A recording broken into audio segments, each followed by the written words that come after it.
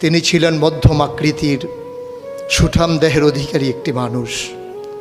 তার চুলগুলো ছিল ঘাড় পর্যন্ত প্রলম্বিত, হালকা হালকা কোঁকড়ানো। তিনি যখন চুলের ভিতরে তৈল দিয়ে আছড়াতেন মনে হতো মৃদুমন্দ ঢেউ দেখা যায়। তার কপাল ছিল চওড়া, ভ্রুগুলো ছিল জোড়া ভ্রু, ধনুকের মতো বাঁকা। চোখের পাতাগুলো ছিল ফুটন্ত গোলাপের গোলাপি রঙের এক একটি পাপড়ির মতো।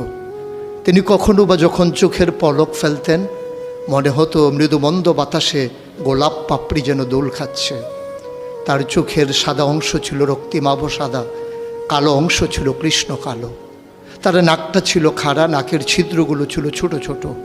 নাকের নিচে ছিল সরু চিকন গোঁফ, গোঁফের নিচেই সেই গোলাপি রঙের ঠোঁট। তার ঠোঁটগুলো যখন কখনো বা মুচকে হাসত, গোটা পৃথিবীর মানুষ অবাক বিস্ময়ে দেখত। গোটা